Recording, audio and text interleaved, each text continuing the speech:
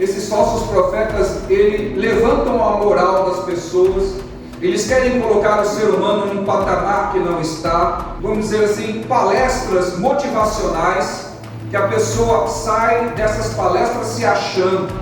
O cristianismo é o inverso disso. O cristianismo genuíno faz com que eu olhe para dentro e enxergue a minha pequenez e a minha falibilidade, e possa me humilhar diante desse Deus.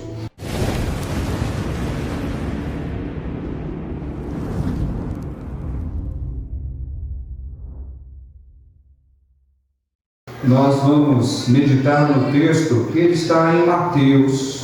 O texto está em Mateus, capítulo 7. Nós vamos fazer a leitura e meditar naquilo que o Senhor de antemão já preparou para os seus, isto há séculos. E nós vamos desfrutar da graça do Senhor sobre a nossa vida, sobre aquilo que Ele tem em especial para cada um de nós. Acautelai-vos, porém, dos falsos profetas que vêm até vós vestidos como ovelhas, mas interiormente são lobos devoradores. Por seus frutos os conhecereis. Porventura colhem-se uvas dos espinheiros ou figos dos abrolhos? Assim toda árvore boa produz bom fruto, e toda árvore má produz frutos maus.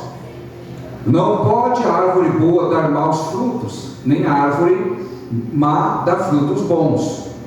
Toda árvore que não dá bom fruto corta-se e lança-se no fogo. Portanto, pelos seus frutos os conhecereis. Nem todo que me diz Senhor, Senhor entrará no reino dos céus, mas aquele que faz a vontade de meu Pai que está nos céus.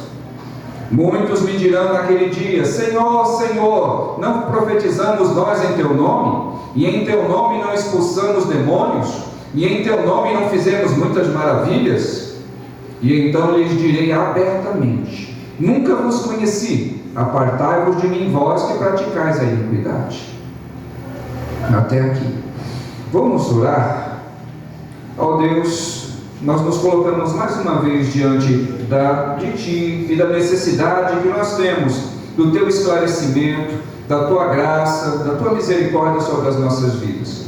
Aqui foi lido um texto, Pai, que foi escrito há tantos séculos atrás e tem feito diferença durante muito tempo na vida do Teu povo e da Tua igreja. Palavras Tuas, Senhor Jesus, e por isso tão preciosas para nós. Venha sobre nós e ministra ao nosso coração tudo isso para o engrandecimento do Teu nome. Amém.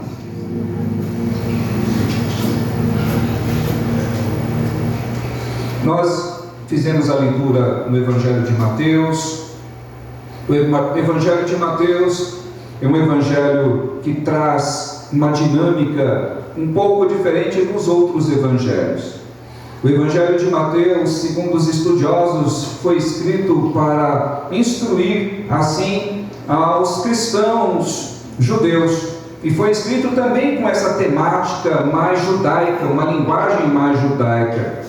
Mateus, segundo também os historiadores, foi o discípulo que o Senhor o chamou na coletoria, quando ele era cobrador de impostos. Então o Senhor chama esse homem e ele abre mão do seu ganho, abre mão do dinheiro que recebia, da posição que tinha e segue a Jesus. Para ele foi uma honra muito grande ter sido chamado por Jesus, tanto que no mesmo texto nós vamos encontrar, claro, ele falando anteriormente que ofereceu uma festa, um banquete, um jantar para se despedir da sua função anterior e para se juntar a Cristo.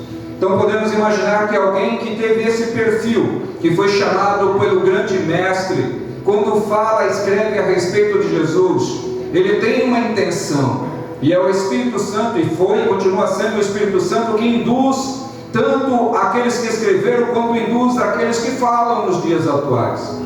E nós que temos essa prerrogativa, ou seja, nós temos essa incumbência, essa responsabilidade de falar a respeito daquilo que a Bíblia trouxe, antes de qualquer coisa nós temos que estudar, buscar estudar, entender a linguagem, porque algumas coisas, elas foram escritas num período tão distante de nós, que a necessidade de nós trazermos uma evidência, fazermos uma analogia, fazermos uma comparação com o que nós temos hoje, porque nós estamos muito distantes culturalmente do que foi escrito, e também no período nós estamos muito distantes.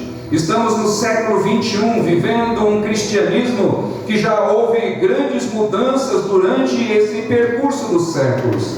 Muita coisa mudou, muita coisa ainda vai ser transformada por conta até mesmo da natureza do homem, da natureza daquilo que o homem naturalmente procura e faz. Então o que nós temos aqui é a fala do próprio Cristo. Nós vamos encontrar alguns textos em que o autor ele cita algo, mas quando ele fala diretamente daquilo que Jesus disse, daquilo que Jesus proferiu, há uma mudança no conteúdo. Nós estamos tão distantes, como eu disse, mas nós podemos nos aproximar daquilo que Jesus disse, da sua fala, do seu ensino, do que é o cristianismo genuíno, porque ele trouxe uma diferença extraordinária naquele período. E para quem estuda um pouquinho a respeito das religiões, nada se compara ao cristianismo. Nenhuma religião que foi criada pelos homens em todos esses séculos se aproxima, nem chega perto do que o cristianismo é, do que o cristianismo tem como identidade. E nesse texto tem um pouco da identidade do que se espera de um cristão. Então nós encontramos todo esse destaque.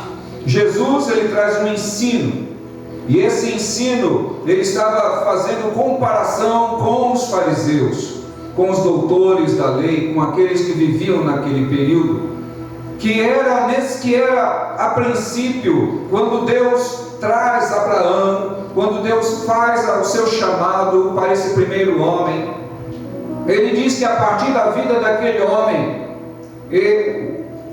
Deus seria conhecido entre as nações, de que a vida daquele homem que iniciaria ali através da sua família, a sua geração seria maior do que o número das estrelas do céu.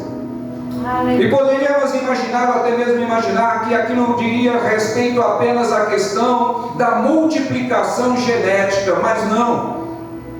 Nós hoje fazemos parte desse povo que foi chamado há tantos séculos atrás, porque nós nos tornamos filhos a Abraão na fé. Por quê? Porque nós cremos em Deus, assim como Abraão creu em Deus e foi isso dado a ele como algo de justiça. Como eu citei no início, já existiam várias religiões. O pai de Abraão era também, assim como ele, alguém que cuidava de animais. E no período em que Abraão viveu, se entendia que existiam deuses territoriais. Na família de Abraão, o pai de Abraão tinha um altar. Esse altar tinha vários deuses, porque os pastores naquele período em que Abraão viveu, eles pastavam em terras distantes. Não eram as terras próprias, eles saíam levando o seu rebanho aonde quer que encontrasse um pasto, ali eles ficavam. E qual era o entendimento do povo naquele período?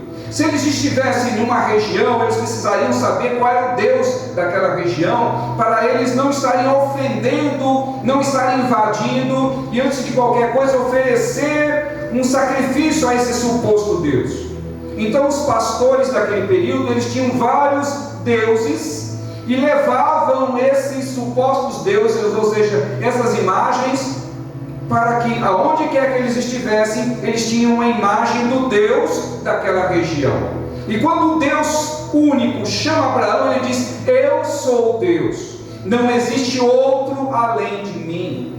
E fez com que Abraão saísse do meio dos seus parentes, porque os seus parentes eram idólatras, adoravam vários deuses. E Deus tira Abraão do meio da sua parentela e envia para uma terra. E a partir do momento em que Deus tem esse contato com esse homem, ele se apresenta como o único Deus, como Deus suficiente, como Deus criador de tudo. Não havia mais necessidade de que Abraão levasse um suposto Deus ou uma imagem para usar, para se proteger contra os demônios, contra até mesmo os deuses que eles imaginavam que existiam.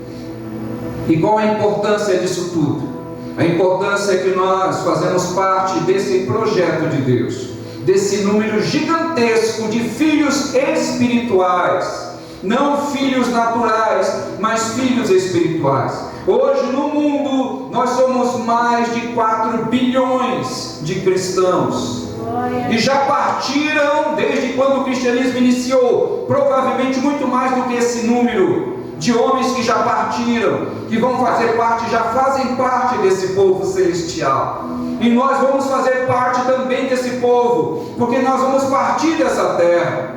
Nós vamos partir, mas estaremos com o Senhor, fazendo parte também desse número grandioso de homens e mulheres que fazem parte da família de Abraão, filhos na fé.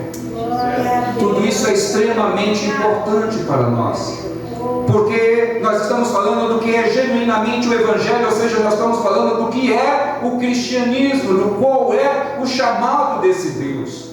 Quando o Filho encarnado de Deus esteve aqui nessa terra, o Deus encarnado, ele trouxe a complementação do projeto do seu Pai.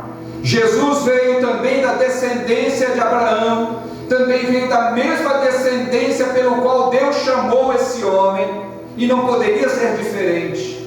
Jesus nasce, Jesus cresce, e ali como homem ele se desenvolve, e foi levado ao deserto pelo Espírito para ser tentado, e assim Jesus conclui parte do seu chamado. Ele rompe a barreira de ser tentado por Satanás, vence, e assim inicia esse processo, o seu Evangelho. E quando Jesus começa a trazer o seu Evangelho, ele foi contestado, ele foi desafiado, ele encontrou um grande desafio, que foram esses homens fariseus, doutores da lei, religiosos da sua época, que eram contrários àquilo que Jesus falava, que eram pessoas que estavam ali ouvindo o que Jesus falava, para protestar, para impedir que aquele Evangelho fosse proclamado. E esse texto que nós lemos, ele diz respeito a esse período, a essa linguagem e a essas pessoas. Jesus estava se dirigindo aos falsos profetas, e quando ele profere essas palavras, ele começa aqui na versão que eu estou utilizando, que é a Almeida corrigida: acautelai-vos, ou seja, tenham cuidado, porém, dos falsos profetas que vêm até vós vestidos como ovelhas, mas interiormente são lobos devoradores. Pode parecer que o que ele disse estava muito distante, mas eu trago para a nossa realidade hoje. Nós vivemos em um cristianismo e vivemos em um país onde tem se levantado muitos falsos profetas, homens e mulheres que se dizem homens e mulheres de Deus, e até criam seus próprios ministérios, abrem seus ministérios e iniciam o seu trabalho. Aparentemente tudo parece que é para a glória de Deus, para o engrandecimento de Deus, mas com o passar dos dias, aquilo para o qual é a intenção desses homens e mulheres que fundam esses ministérios, isso fica destacado. Qual é a intenção?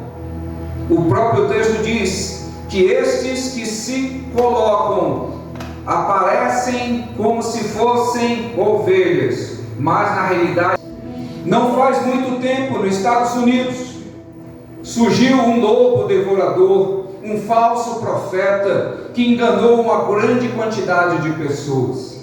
Esse falso profeta começou a falar e iniciou muito bem, falando as coisas de Cristo, sendo usado, mas posteriormente esse homem se deixou envaidecer pela sua postura, pela sua eloquência, pela forma de pronunciar as palavras, e muitas pessoas começaram a seguir esse homem, e esse homem começou a trazer uma cultura diferente e a ensinar coisas diferentes para esse grupo de pessoas. E chegou um momento em que eles decidiram que iriam sair dos Estados Unidos, iriam para a Bolívia. Me desculpem, eu posso estar até equivocado porque eu não anotei, pode ser Bolívia como Colômbia, tá? Embora sejam países latinos, há uma distância, mas o que é que aconteceu? Eles compraram uma grande área de terra, e ali eles levaram esses americanos para lá com o pretexto de criar uma comunidade. E essa comunidade estaria isolada do mundo. Seria uma comunidade onde eles viveriam apenas trabalhando, vivendo do suor do seu rosto, ou seja, plantando, colhendo. E aquele líder, que aparentemente era um homem saudável, um homem são, aliás, a sua proposta era uma proposta até muito boa. Mas com o passar do tempo, esse louco devorador, ele começou a trazer algo muito estranho. E ele disse que era necessário que aquelas pessoas, para poderem encontrar com Deus, elas deveriam fazer um ritual. E eles deveriam tomar um veneno. E esse veneno seria dado a eles, não só aos adultos, mas às crianças, num suco de uva. Seria uma cerimônia. E ali, amados irmãos, isso foi feito. E essa pessoa, esse líder, ele não tomou o veneno. Mas muitos morreram ali e ficaram espalhados seus corpos por vários lugares daquele terreno. E isso ficou marcado. Muitos foram enganados por esse homem e cometeram suicídio. Por quê? Porque eles sabiam que aquele líquido tinha um veneno. Então um homem que tinha uma intenção a princípio muito boa, que falava como um profeta daquele tempo, levou centenas de pessoas a cometerem um suicídio em massa, por conta de uma falsa doutrina. Mas se levantassem naquele lugar homens e mulheres que conhecessem verdadeiramente a palavra, iriam entender que aquela ideia de se afastar do meio das pessoas era contrário à vontade de Deus. Nós não fomos chamados para nos afastarmos, não fomos chamados para vivermos em uma sociedade afastada. Nós somos chamados para viver em sociedade, para que as pessoas vejam em nós, vejam em mim e em você o Cristo ressurreto, para que as pessoas possam entender que esse Cristo, Ele tem poder de transformar a minha vida e a tua vida, para que outros possam ouvir o Evangelho através de você e serem salvos, serem chamados por essa graça. O que faltou a esse grupo? Faltou um homem e uma mulher de postura, alguém que tivesse lido e entendido que existem falsos profetas. E como é que nós vamos destacar esses falsos profetas? Exatamente conhecendo a verdade da Bíblia. Nós somos chamados para viver em uma sociedade corrompida, no meio de lobos, mas nós somos chamados como ovelhas para estarmos no meio dos lobos. E não somos chamados para vivermos afastados, em comunidades afastadas. O que esse texto nos transmite? Irmãos, segue a leitura comigo, verso 16: porque os seus frutos os conhecereis. Porventura colhe-se uva de espinheiros ou figos de abrolhos? Assim toda árvore boa produz bons frutos, e toda árvore má produz frutos maus. Não pode a árvore boa dar maus frutos, nem a árvore má dar frutos bons. Toda árvore que dá bom fruto, dá mau fruto. Toda árvore que não dá bom fruto, corta-se e lança-se no fogo. Portanto, pelos seus frutos os conhecereis. Aquilo que eu sou e aquilo que você é. O nosso chamado para esse cristianismo, ele se dá a partir da nossa vida. A nossa vida, a minha conduta, o teu jeito de ser, o teu jeito de falar, como você se comporta, tudo isso está proclamando esse Cristo em nós.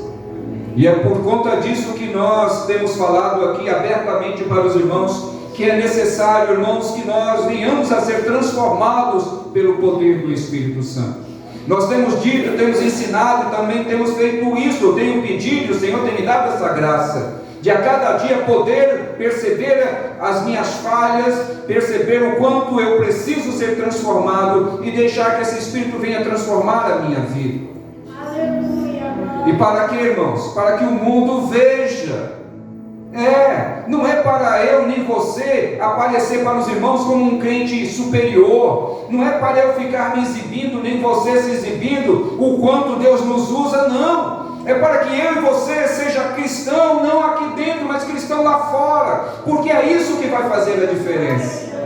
Ser cristão, irmãos, é ter uma vida e uma atitude ética, ter uma conduta íntegra, ser uma pessoa íntegra em todos os atos.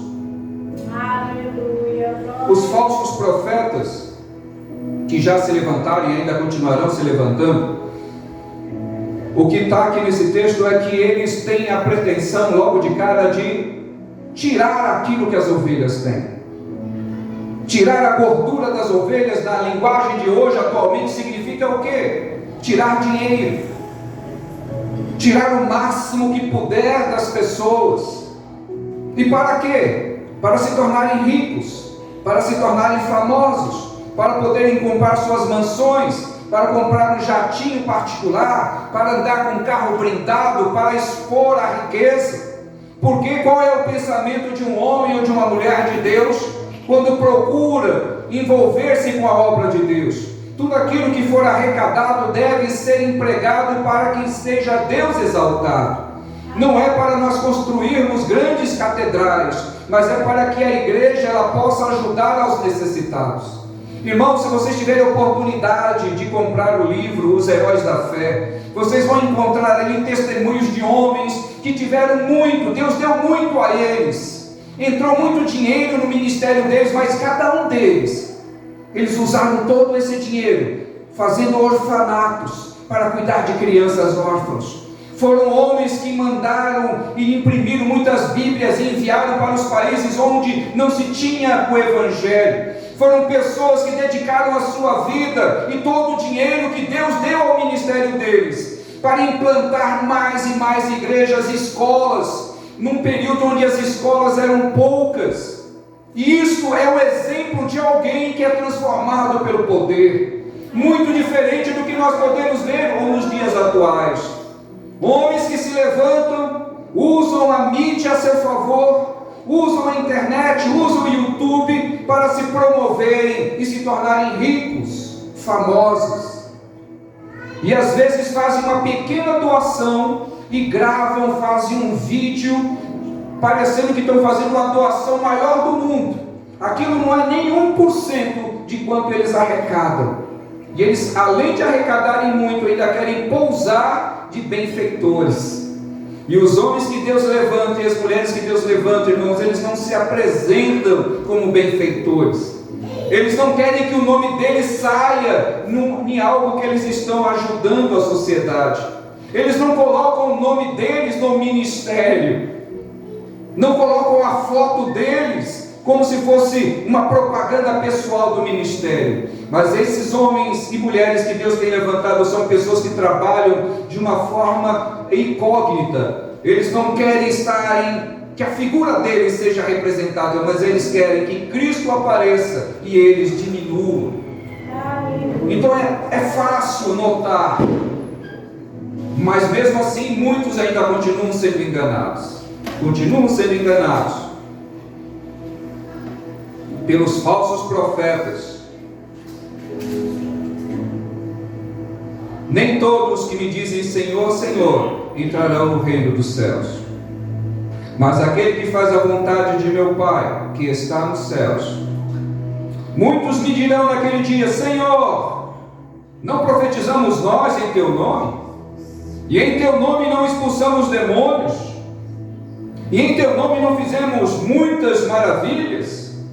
E então lhes direi abertamente: nunca vos conheci, apartai-vos de mim, vós que praticais a iniquidade.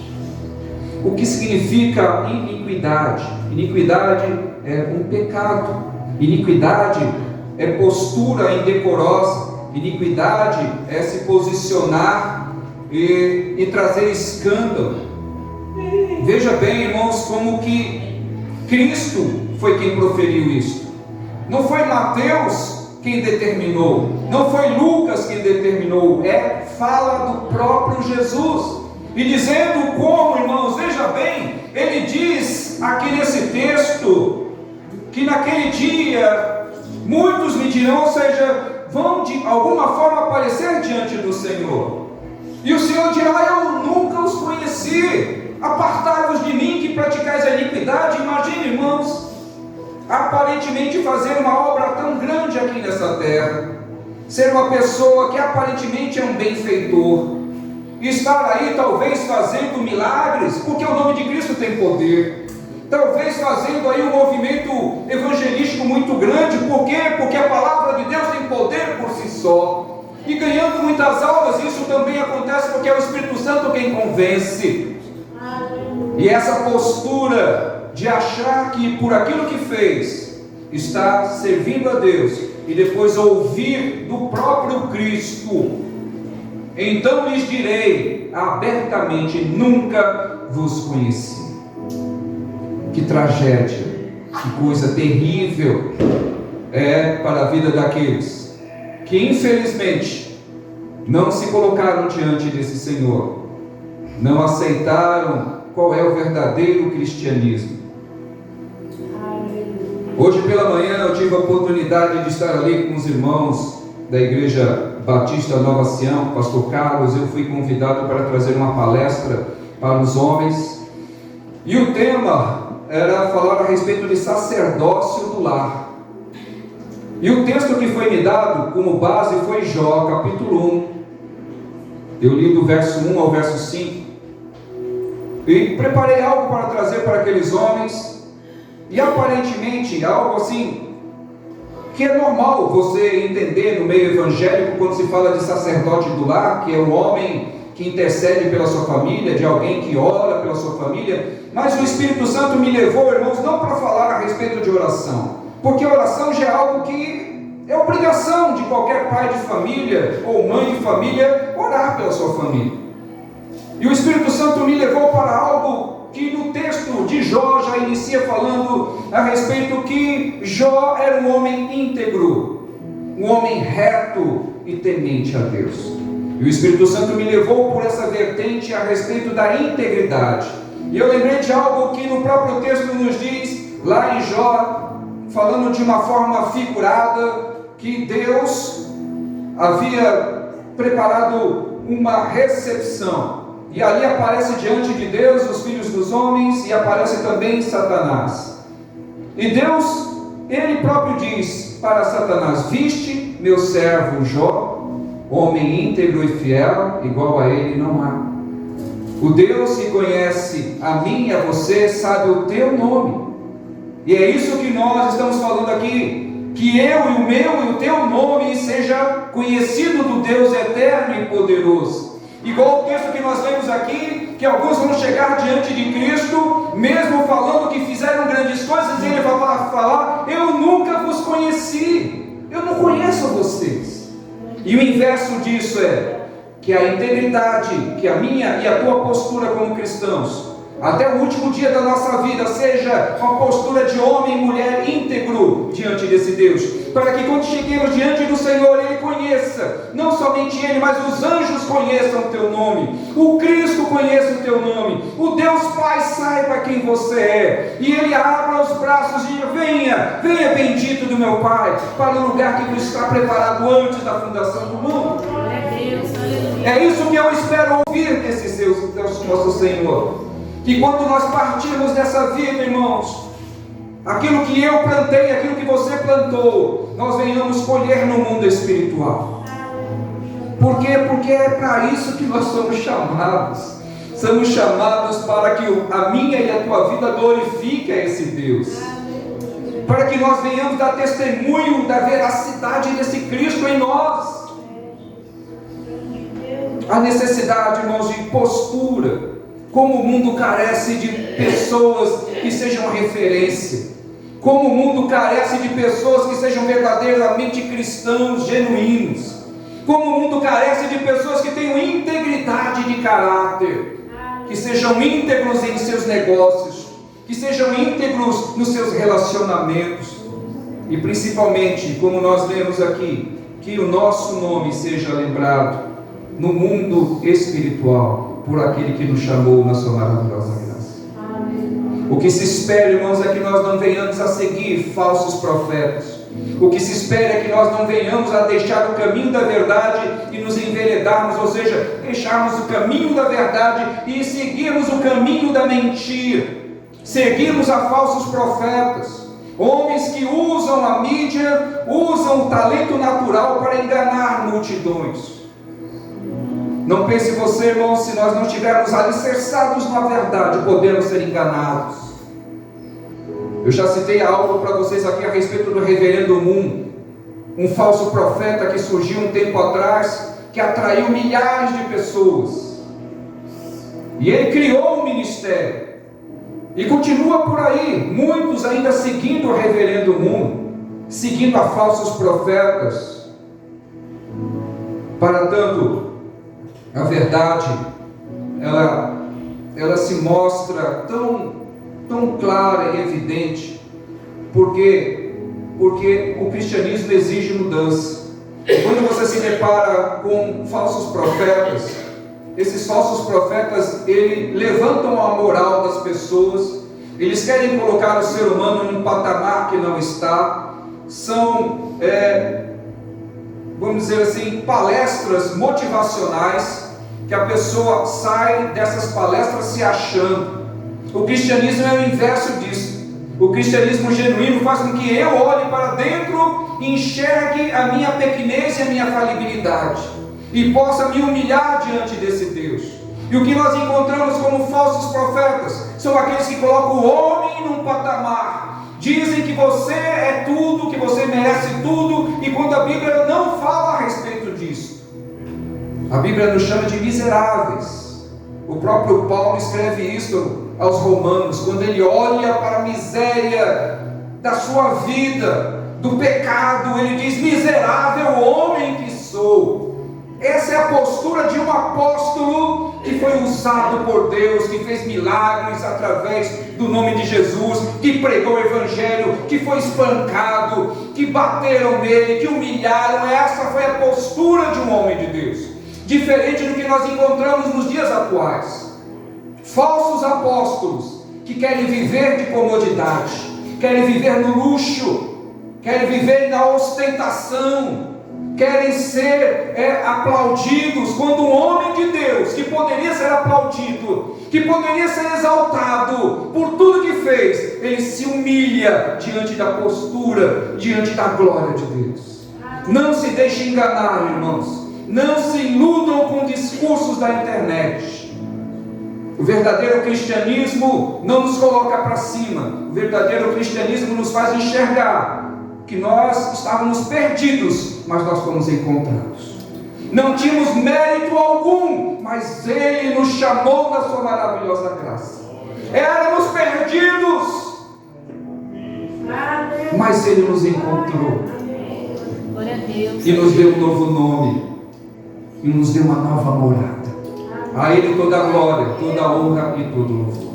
Somente a Ele nós exaltamos. A homem nenhum e mulher nenhum nessa terra merece ser exaltado. Somente a Cristo, a Ele toda a honra e toda a glória. Guarde isso no seu coração. Ensine as pessoas que estão aí sendo iludidas. Ensine as pessoas que estão idolatrando ídolos evangélicos. Ensine essas pessoas que o verdadeiro cristão, ele não se exalta, o verdadeiro cristão se humilha diante da presença de Deus. Que Deus continue abençoando as nossas vidas.